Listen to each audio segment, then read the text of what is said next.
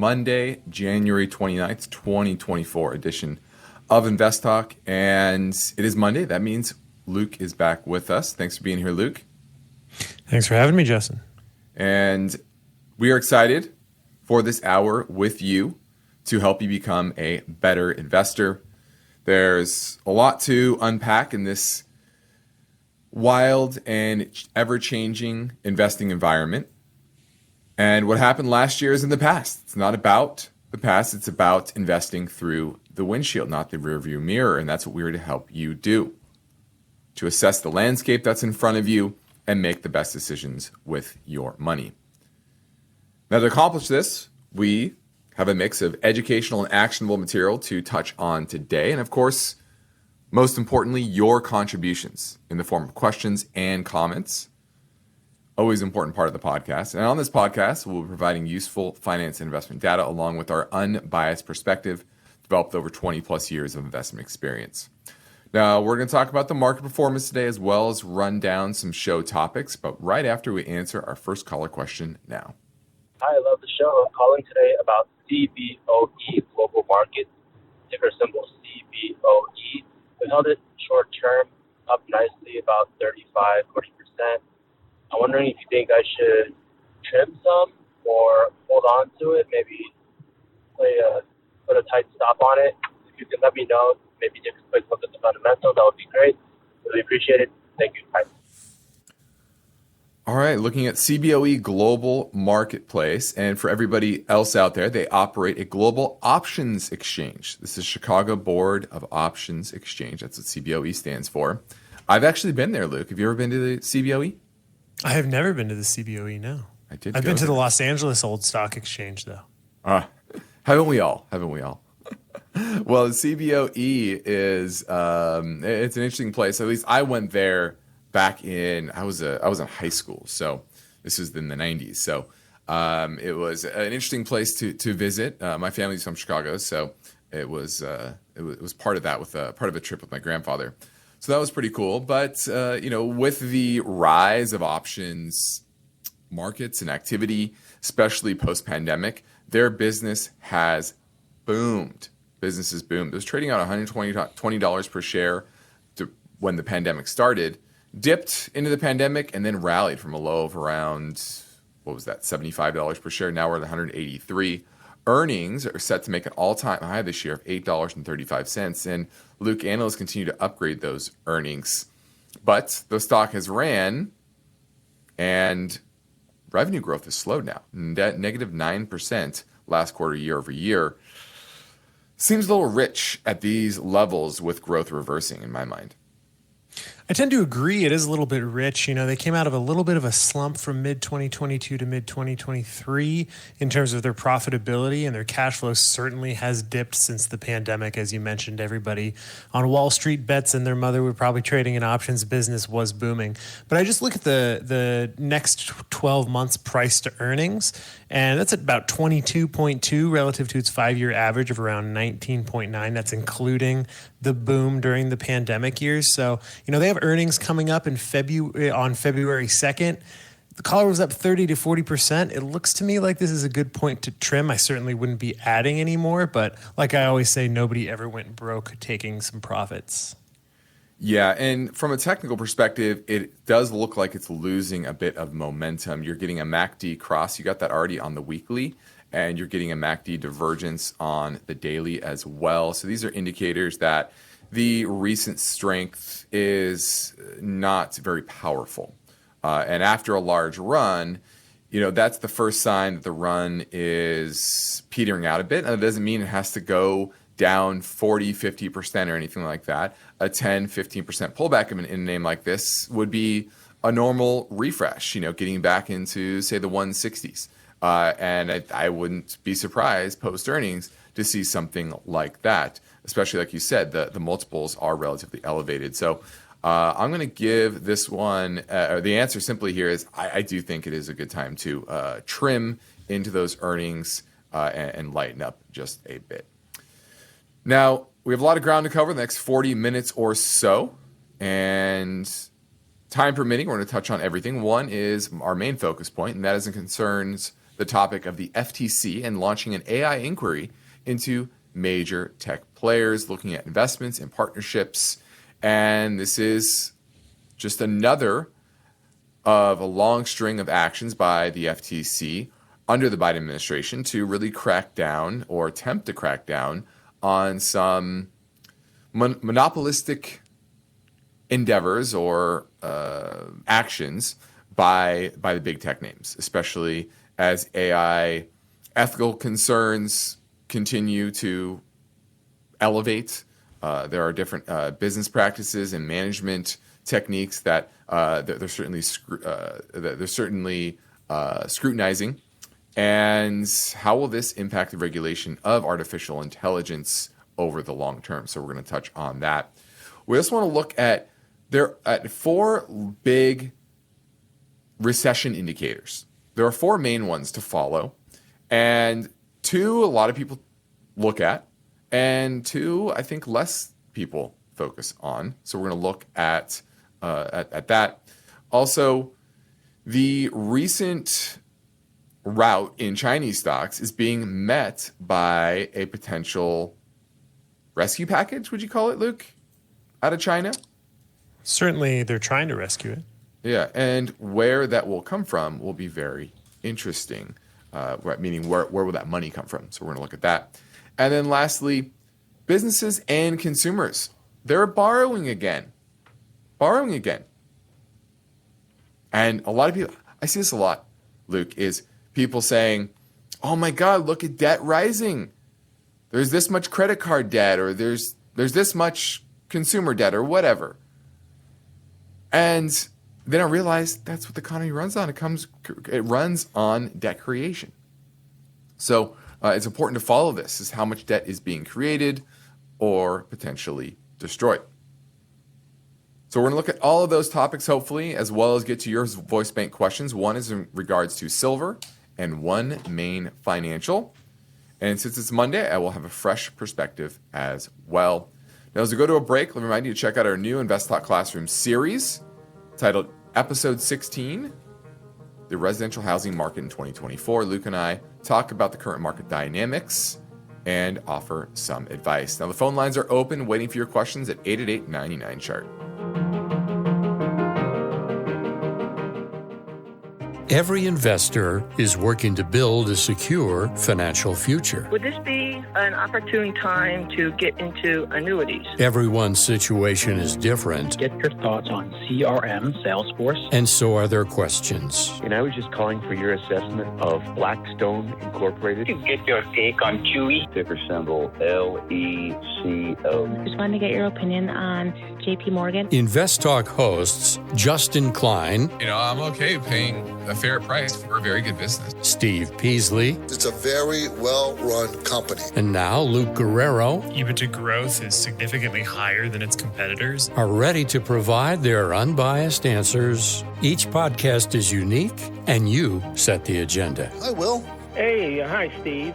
24/7, rain or shine, InvestTalk is made better by the power of you. Call 888-99-CHART.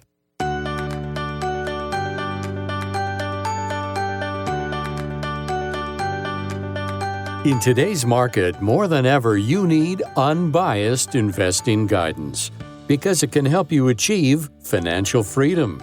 Well, you've come to the right place, InvestTalk. And Justin Klein is here now taking your calls live. So step up with your questions, 888-99-CHART. Let's go talk to James. He is in New York looking at 3M. The owner looking to buy it. I'm looking to buy it. Pure bounce play. I don't know. It fell sharply last week. I don't know if it's due for maybe a slight bounce from that plummet. Well, yeah, it did have a pretty big drop on earnings, and if you're just looking as a bounce play, that there's nothing fundamental that you really want to look at here. It's all technical, and it already kind of had a little bit of a bounce here.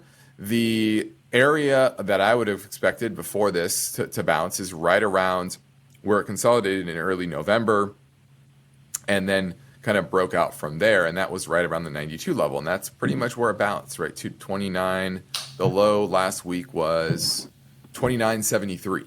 Now we're at 92.73. Excuse me, 92.73. And now we're at 96.38. Could there be more upside in the near term to maybe 101? Yeah, maybe 5% upside. But from a risk reward perspective, I don't love it. You could use that recent low as an out, but that's about it. It gives you about equal upside and downside in my mind. So as a trade, there's much better potential trades out there than this. You already had a little bit of bounce over the past few days, oversold bounce, and it could certainly languish here and then break lower. So as a bounce or trade, I wouldn't try to play it at this point. Okay, thank you. Thanks for the call. That was 3M. And it's important to understand what your goals are with each name. Sometimes you can play a trade from a technical perspective, and that can be fine if you understand your risk and reward. Typically, you want two to three times more upside than you do downside because you want to have that out at some sort of support level. With this one, kind of 1-to-1 upside and downside, not a good risk versus reward. Now let's play another caller question from 888-99 chart. Hi, Steve and Justin. I have a question about a company called OneMain Holding, ticker symbol OMF. They recently got into my buy range, but I was just wondering what you guys thought of the company. Thank you so much for what you do, and have a great day. All right, Luke, OneMain Financial, and this is a holding company engaged in non-prime consumer finance companies. And it's one of a few companies in the consumer installment lending industry. So, they have other services, credit cards, non-credit insurance, servicing loans. They do M&A. They're kind of all over the place here. But the technicals look pretty solid. The dividend yield's 8.2%. A lot of people, I think, are chasing after that name. What I do like about this is that you're starting to see earnings growth after multiple quarters of earnings decline. Last quarter, earnings were up 8% year over year versus the previous quarter down 49% year over year. What do you think, Luke? A small name, about $5.8 billion market cap, worth the risk here? Yeah, I'm not too sure if it's worth the risk, especially because it's trading a little bit higher than its 5-year average valuation multiples. I mean, their cash flow is good, right? Over the past 2 years, their cash flow has been steadily increasing. Their profitability's dipped a little bit in the past 2 years. I think generally speaking, if you're going to try and hit towards some consumer finance company, I'd probably stay away from the small caps because in times of economic stress, they tend to have a lot more volatility and profitability and can go under. They have quite a bit of debt that's their business. I don't know. I although it does look technically good, fundamentally it looks fine, but it doesn't interest me that much if I'm being quite honest. Yeah, I think from a long-term perspective, these type of names tend to vacillate wildly from profit to loss. And you're talking about non-prime borrowers. And when unemployment's low, and by most measures, the consumer balance sheet is relatively strong, this type of name looks fine. And the technicals look fine. It just had a refresh down to the 50-day moving average, and now it's moving back up from there. And kind of consolidating this recent move. I'm fine with that. So I don't have any issues kind of near term, 3, 6, 12 months potentially. But, you get into a recessionary environment, which doesn't look like it's on the horizon, very soon. But, that's where these type of names tend to get in trouble is the chickens come home to roost at some point. And in the non-prime market, there are a lot of those chickens that are underneath the surface that do come to the forefront when the economic times are rough. So, as a trade, near term, short to medium term, fine. But as a long-term hold, I think this would do not very well in a tough economic environment during the next downturn. Now we're going to a quick break. Please remember that you can call anytime, leave your questions on the InvestTalk voice bank. If you're listening via our live stream or on AM 1220 radio in the Silicon Valley area, you can call Net right now at 888-99-CHART.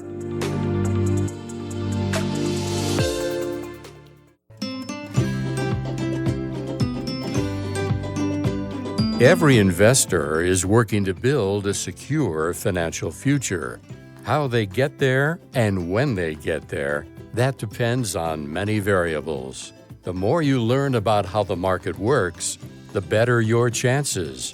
So don't forget to call InvestTalk, 888-99-CHART. Now let's talk a bit about the market today, Luke. It was a decidedly positive day, and definitely the growth side of the market took off. SoFi was up 20% today. Lucid up 27%, although that's been struggling for a while. Same with Tesla, up 4% today, and that's been the worst performer of the Mag 7, if you want to call it Mag, this year. I think it was down before today in the mid-teens on the year. So Bitcoin recovered, Amazon up 1%, Apple was slightly down, but very interesting day. The main news, however, was the Treasury quarterly refunding announcement. It was announced at noon Pacific time, 3 p.m. Eastern, and it was really about whether or not the government is going to borrow more or less than the market had expected, and it was a little bit less, at least their plans for the first and second quarter of this year. Now, the big news will be on Wednesday, and of not just how much they're going to borrow, but whether they're going to borrow more short-term T-bills or more long-term notes. So it'll be very interesting to see how the market reacts to that. But so far, at least today, the market reacted very positively to both earnings and that Treasury funding announcement. Any thoughts on your end?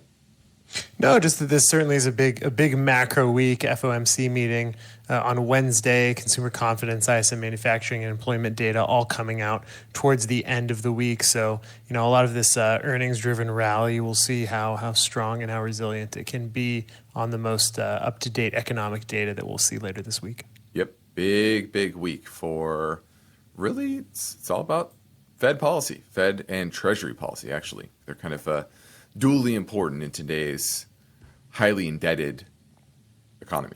Now let's go to Sammy in San Francisco who wants to talk about Lyft. Hi, Justin. Thanks for taking my call. Sure. I purchased Lyft back when it was trading around $50. Mm-hmm. And since then it has taken a big hit. Mm-hmm. I'm still holding on to those shares. I wanted to ask you what your opinion is. Should I dump and run or just keep holding them?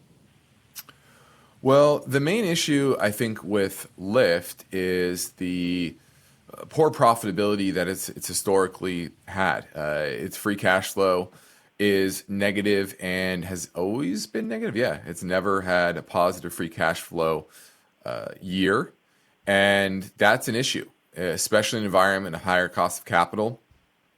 They've been just burning money, and the number of shares outstanding continues to power ever higher. They had about 290 million shares outstanding in 2019, and now they have 393 million shares outstanding. So they've diluted shareholders over the last few years to the tune of 1/3, and that's not anything you really want to see. And so to me, this is kind of your I call it the Ponzi economy, Ponzi stock that tends to have issues while interest rates are something now. They're not sitting at rock bottom.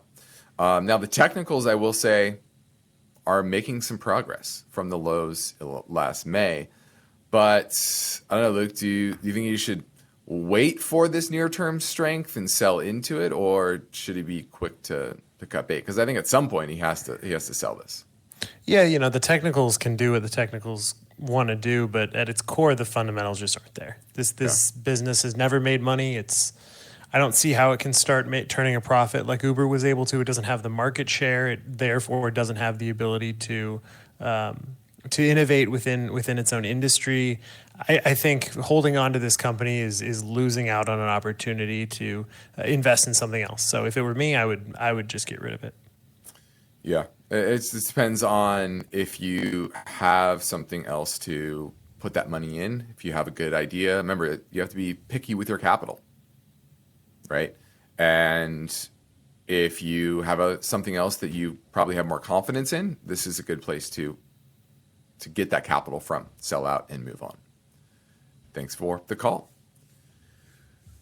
Now, let's first touch on what our main focus point will be for today, and we'll get to really digging into it at the other side of this break. But look, our main focus point is in regards to the FTC, the Federal Trade Commission, and they are now launching an inquiry to the major AI players and looking into things like investments and partnerships. And this is from Lina Khan, the chairman of the FTC.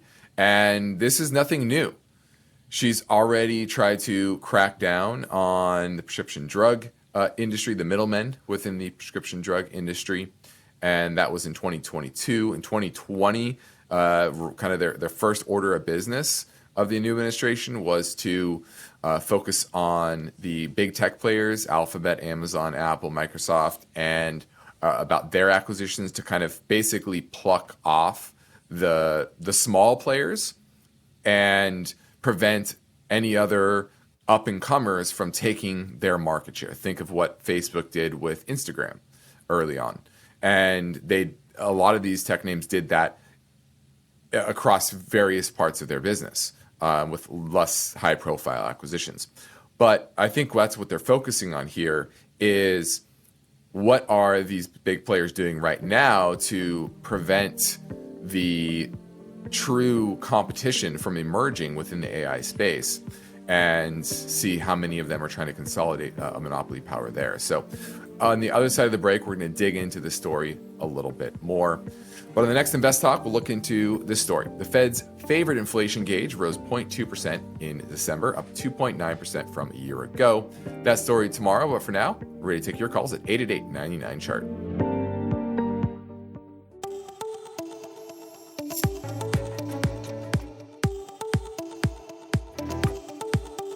This is InvestTalk. Is your portfolio balanced? Is it optimized? Is it delivering the types of gains you want and need to achieve financial freedom? Well, turn up the volume because there are many questions that deserve unbiased answers. And Justin Klein is here now, ready to take your calls live. 888-99-CHART. Now, before we went to the break, Justin, you kind of kicked off the conversation about this new FTC inquiry that Lina Khan launched into AI developers and major cloud service providers. Now, it's important to reiterate that this isn't a criminal inquiry, but rather a civil one, which allows them to really force companies' hands in filing specific reports, answering questions, in writing about their businesses, and kind of provide a broad outlook on how they are operating, which I think you and I both would agree, and most investors would agree, is important in new industries. Right. So when the rules aren't there, you kind of have to figure out what's going on before you can govern it effectively. And really, for me, like you said, the Biden administration has been more aggressive in terms of its anti-monopoly stance than maybe previous administrations over the past several decades.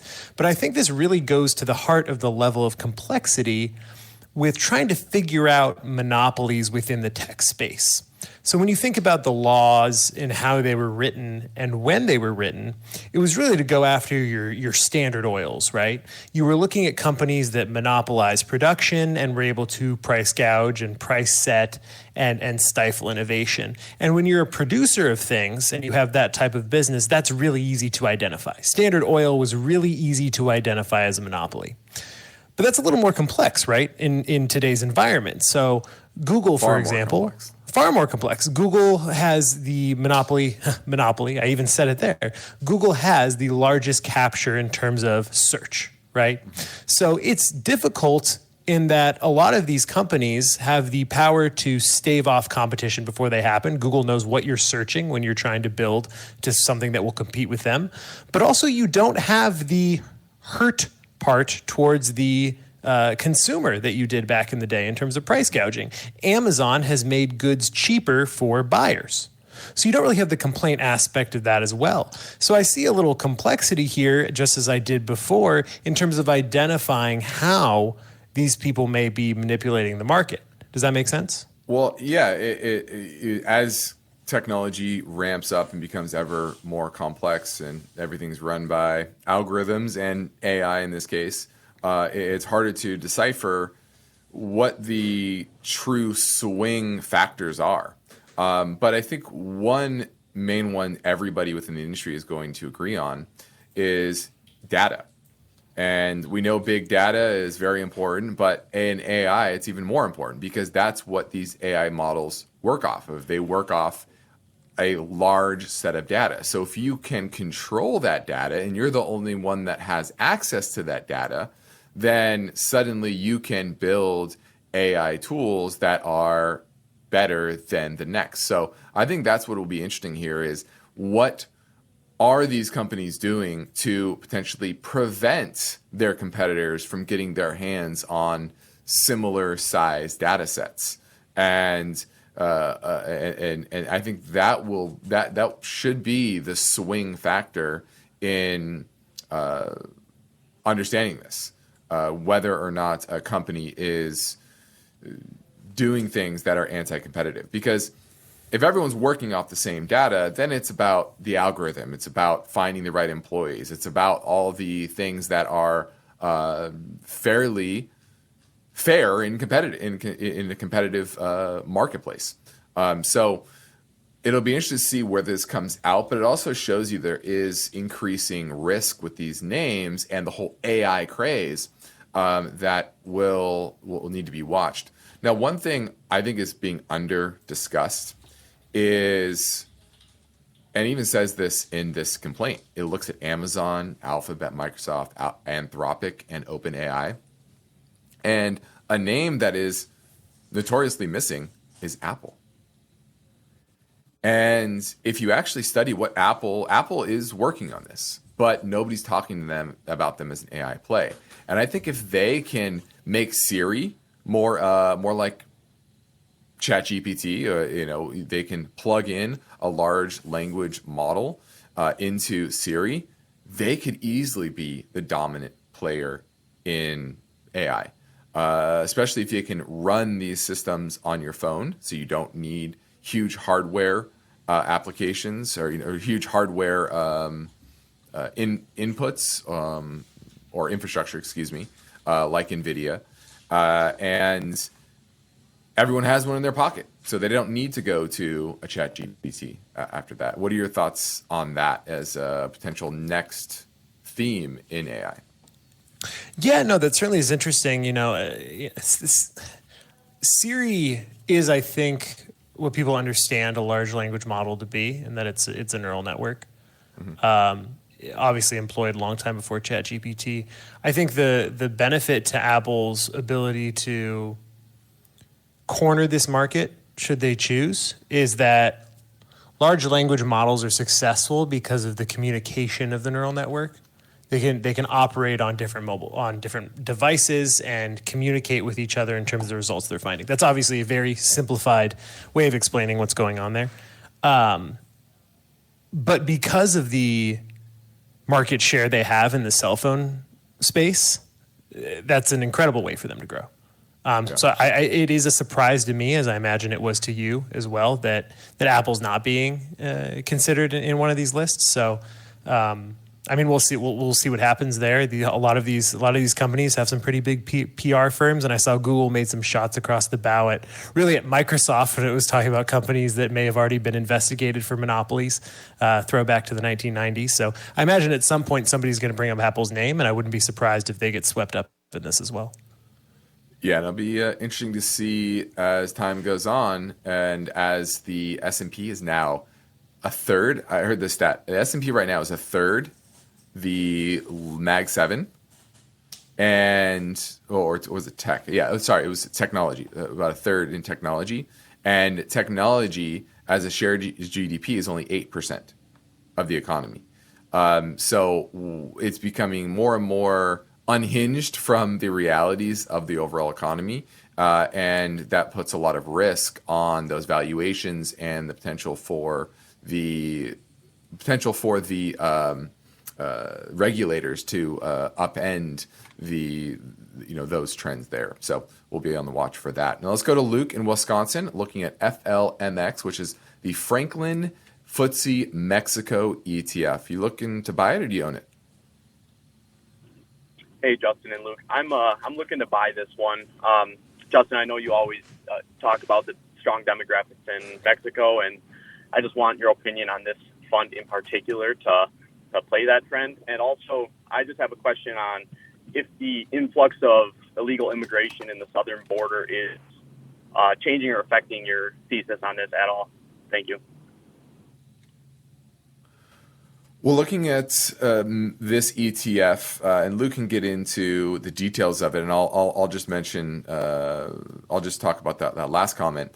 And the simple answer is no. I don't really think that changes anything. There's obviously issues at the border. There have been for a long time, and we can argue whether they're getting worse or better, or who knows. But what isn't really changing too much are the demographics of Mexico and the fact that companies here in the United States who have historically exported production to China are increasingly looking at their next installment base of production to happen closer to home, whether that is here domestically or in Mexico. And, Mexican labor is certainly cheaper than it is here. And so if they can find the right workers, they're increasingly doing that. They're increasingly setting up production there. So I don't think those trends are overall shifting. What will be more important, frankly, than any crisis at the border for Mexico has to do with the cartels. Are they increasing their power, or is their power being reduced? And I think over time, if the private sector can continue to grow, then that will crowd out the operations of the cartels. So, but Luke, what do you think about this particular ETF? Yeah, I mean, looking at it, it looks fine. Franklin Templeton's been doing this for a long time. It's a market cap weighted fund, kind of. So they start as making it market cap weighted, and then they actually put a hard cap on the amount that any individual name can be.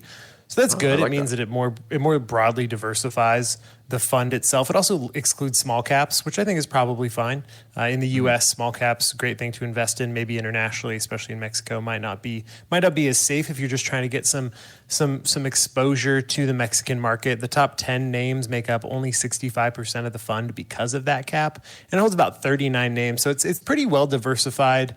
About 50% large caps, about 30% mid caps. They're probably holding a little bit in cash as well. It seems like a fine fund. Its expense ratio is only about 19 basis points for an international fund in Mexico. That's not that bad. And just to reiterate Justin's point as well about the border situation, one thing to keep in mind is that a lot of that, or really most of that, is not Mexican citizens, right? It's people coming from South America and other parts of the world. It's not so much a critique on the Mexican economic situation as it is people trying to get to the United States. So I wouldn't let that detract you from investing in Mexico, and this seems to be fine to me. What do you think, Justin?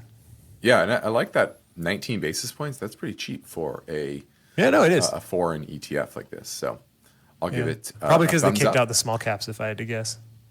Yeah.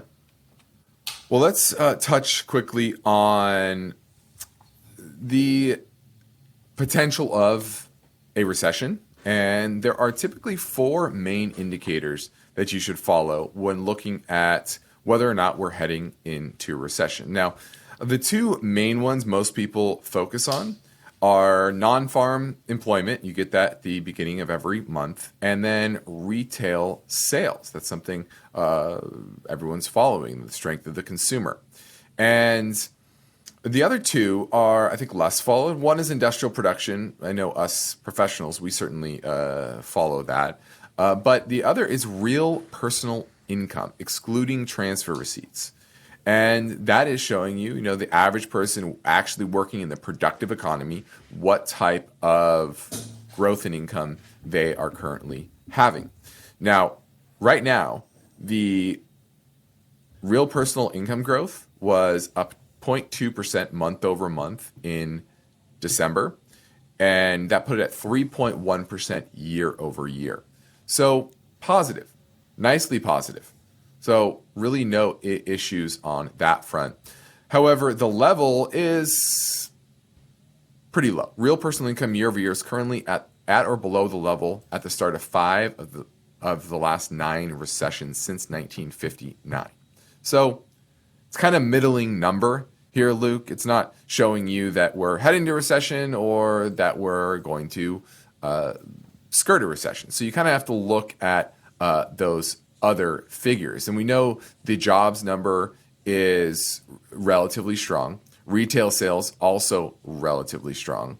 And industrial production, that's where probably the biggest weakness has been. And historically, the 2 leading indicators of recession are the retail sales and industrial production, which I would say of these 4, Luke, they're the weakest. So to me, it is showing that we are in a late stage of the cycle, but not necessarily imminently sliding into recession. No, I certainly would agree with that. I think that it is very difficult because there are so many different indicators and so much that goes into determining if we are in a recession rather than just, localized contraction in specific markets, that it becomes a little overwhelming. Certainly 6 months after it started, it's really easy to know we were in one. But it's pretty difficult to determine the future. Obviously, it's if we had a crystal ball, we'd be all a lot better off. But I think that focusing on indicators that look at the key drivers of the economy, i.e., what a consumer is able to spend, consumer spending, is a good starting point. Yeah, and real retail sales tends to decline off of its high about a year before a recession, historically. And right now, while the growth of retail sales is not amazing, it's still at an all-time high. So we haven't seen that shrink. So I think that's the first indicator that while, yes, we might be late in the cycle, we're probably still at least 6 to 12 months away from a recession. And I wanted to highlight that because it's really important to have that perspective and understand what are the typical drivers, what's drivers of a recession, what's leading and what's lagging. And the non-farm employment as well as the consumer spending, that tends to, the personal income. Those two tend to be more lagging as opposed to industrial production and retail sales tend to be more leading into a recession. But none of these right now are screaming a warning sign. And that's why it's hard to really get too bearish on the economy because there's really no credit event on the horizon that would precipitate major declines in asset prices or a recession. Now, this is InvestTalk. I'm Justin Klein. We have one goal here each and every weekday, and that's to help you achieve your own version of financial freedom. And our work continues after this final break. So get your questions in now at 888-99-CHART.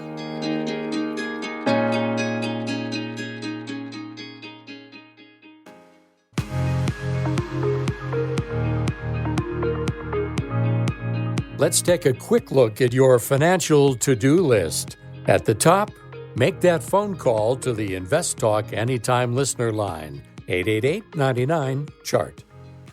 Yeah, this is James from Georgia. Guys, I just saw a commercial, very compelling about silver. It's from Lear Capital. And it had this one gentleman, and he was wearing these glasses, very, very smart looking. And he stated unequivocally that he likes silver. So what do? Do I buy a big old chunk of silver and stick it in the basement? Is that what I'm supposed to do? If there's all this like and love for silver, I'll listen to the podcast and wait for your answer. We really enjoy the show. Well, certainly the ad was effective if you saw it, and we thank you for asking us for our advice. Now, I think it's important to note, a lot of people look at precious metals as a good commodity to invest in. So maybe let's start by talking about kind of the differences between gold and silver, right? Gold, that safe haven asset. Silver tends to be more volatile, a little bit less liquid.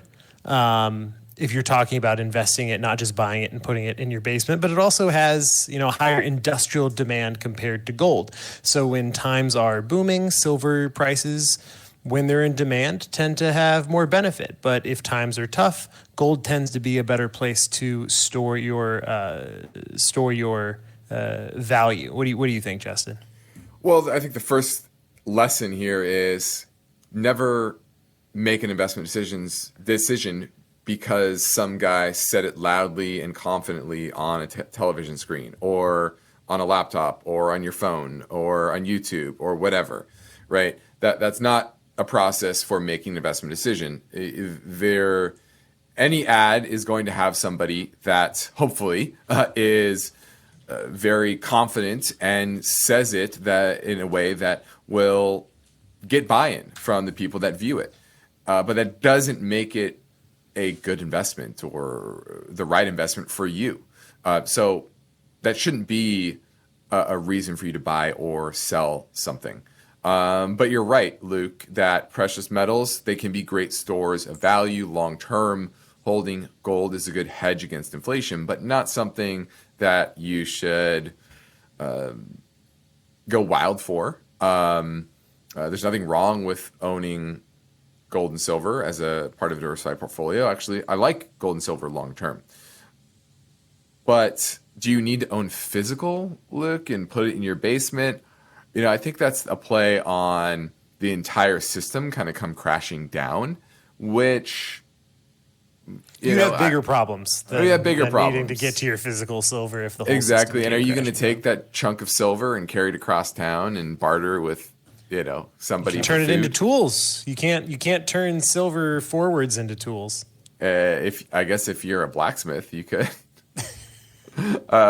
So I always think it's a little far-fetched to me that you need the physical, and then you have the potential of that getting lost or stolen as well, which I don't like. I think that's probably a higher risk than the whole financial system crashing. But if you want to own a little bit, nothing wrong with that. Now, lastly, Luke, let's talk a little about the Chinese government trying to help the equity markets there reverse course. And one thing that I think is very interesting is that they are trying to deploy about $278 billion, and they're mainly going to be doing this from offshore accounts. And I think this could pose a potential risk for the economy here, not for asset markets, in the near term domestically, because a lot of those assets are here domestically. If they start selling treasuries, if they start selling equities that they might own, that could potentially put some pressure on asset prices lower. What are your thoughts? It could. It certainly could. And I think it shouldn't be understated how important that point is, just given how far China's property sector has fallen, right? Yeah, they're liquidating Evergrande now, right? Yeah, they are, and continues to fall. The property sector at one point was a quarter of the Chinese economy. Yeah. So if they're getting serious about it to the point where they want global money managers to start wanting to allocate positively to China again, they're going to have to spend some serious yuan in order to get this done. And they hold a lot of U.S. assets. So I would certainly say that should they be serious about it, that could be bad news for short-term bond prices. Yeah, it could be bad short-term for the dollar, right? If they're trying to get their hands on yuan, they would be selling dollar assets and then transferring that to yuan, and then so I think that's a pretty interesting little aspect to watch as we go through the first half of this year and they try to bail out their markets.